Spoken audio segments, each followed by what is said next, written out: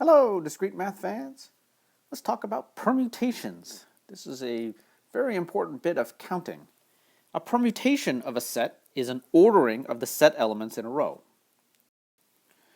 So if we take the set ABC, it has 6 permutations.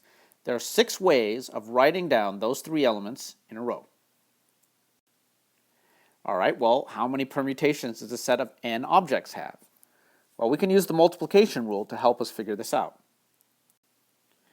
We can form a permutation by performing an n-step operation. Now you see how the multiplication rule comes into play. First, we choose an element to write first, then we choose an element to write second, and so on, all the way down the list until we choose the last element to write. We always have n choices in the first step. In the second step, we have n minus 1 choices, because whatever we choose in the first step is not going to be available for use. We can't repeat the elements. So in general, the number of choices in each step is going to be 1 fewer than whatever we did in the preceding step. By the time we get to the last element, there's only 1 choice that can be made. So the multiplication rule tells us that we just multiply all these together, so that's n times n minus 1 times n minus 2, all the way down to 1. That's just n factorial. And so as a theorem, we can say that for any natural number n, the number of permutations of a set with n elements is n factorial. Nice formula. All right, so as an example, how many ways are there to arrange the letters of the word trapezoids? All right, there's 10 letters in the word, no repeats, so the answer is just 10 factorial.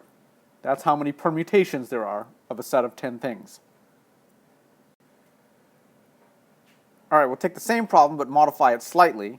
How many ways are there to arrange the letters of the word trapezoids if we're going to insist that the substring pi appears together in that order? So that is, when you write out the permutation, you have to have p and I next to each other in the permutation. All right, the way we can do this is to treat pi as a single unit, and then we have the remaining letters, the remaining 8 letters.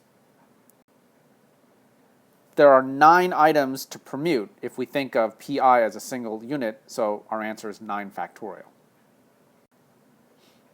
Okay, how about this? We've got 6 students. We'll call them A, B, C, D, E, and F. They're to be seated at a circular table with 6 chairs. Now the chairs are indistinguishable from each other. Only the relative position among the 6 students matters. So if we seated all the students and then we asked them to all get up and rotate clockwise and sit back down at a different seat, we would not call that a different arrangement, because relative to the other students, you're still facing the same set of people in the same order. So how many ways are there to seat the students? All right, only relative position matters. That means when we seat the first student, A, we can seat that person anywhere. It doesn't matter. Person A doesn't really have 6 choices. They really only have 1 choice, which is just sit down somewhere. So we'll just sit A at one of the seats and not worry about which seat they're going to sit at, because it doesn't matter. Now once A has sat, then the other people, it does make a difference, because then the position of A makes a difference to where they're sitting. So once we've seated that one person, then the remaining seats are distinguishable. So placing the remaining students is essentially a permutation of those people. We have 5 choices for B, 4 choices for C, and so on. So there's 5 factorial, which is 120 ways of placing the 6 students. Okay, that's all for now.